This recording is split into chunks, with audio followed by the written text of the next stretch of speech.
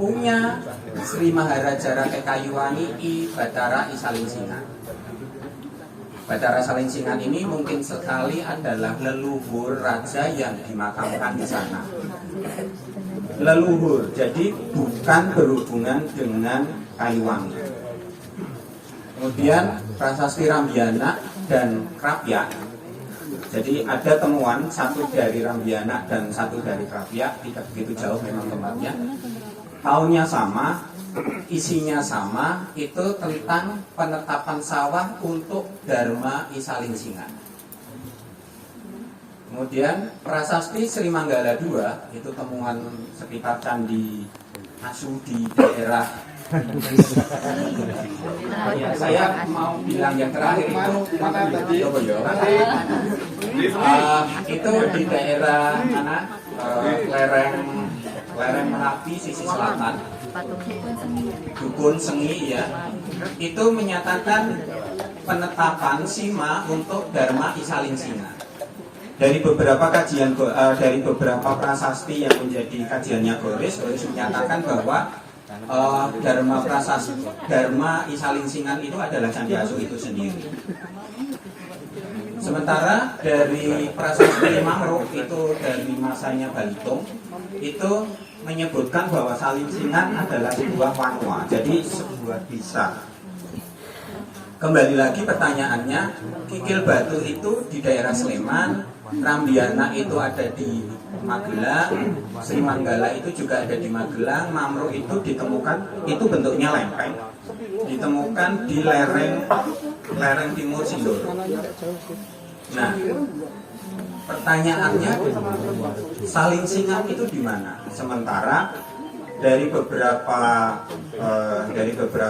buku-buku rujukan itu mengatakan bahwa Salingsingan itu adalah si Kayuwangi itu sendiri. Kemudian kita besok kayaknya kita ke Upet nggak? Enggak aja sih, mereka biasanya kalau biasanya banyak sekali. Nah, Prasada I Upet, penyebutan kata Upet sendiri itu paling tidak sependek yang saya tahu itu tertulis di 4 prasasti. Lingga Upet sekarang ada di Upet sana, aslinya ada di BPCB, ya, aslinya ada di BPCB. Kemudian prasasti Kuak dan prasasti Mula itu temuan dari daerah Ngabean Magelang. Kemudian prasasti Lintakan itu temuan dari daerah Sleman. Pertanyaannya kembali lagi adalah Upet, Prasada I Upet itu ada di mana? Yang jelas Lingga Upet itu ada satu Lingga Patok. Tadi saya singgung bahwa Lingga Patok adalah batas sima. Nah, apakah itu simanya ada di sekitar Upet sana? Dan kemudian daerah-daerah yang mensuplai keberadaan sima itu juga bisa berasal dari banyak daerah yang lain. Ini adalah prasasti Upet ketika dibaca oleh Pak Karto tahun 1970-an kalau nggak salah. Sekarang ada di BPCB. Sekarang di tempat prasasti Upet itu ditemukan, didirikan replika, dibuat replika prasasti. Cuma saya tidak tahu apakah replika itu berangkat tahun Masehi atau tidak. Karena seandainya tidak, itu memang akan menjadi bahan skripsi untuk mahasiswa arkeologi entah tahun berapa. Iya, karena itu menjadi prasasti Tinular.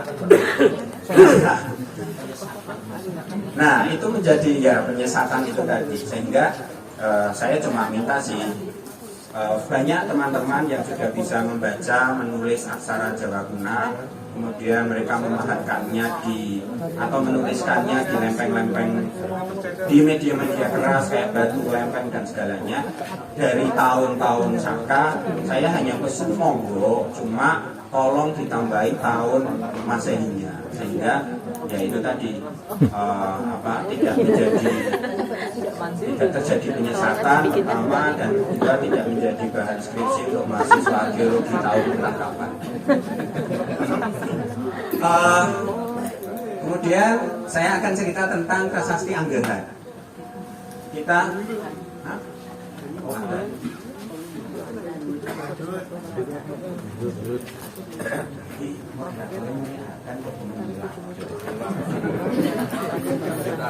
Ada ini kan lanjut, Pak.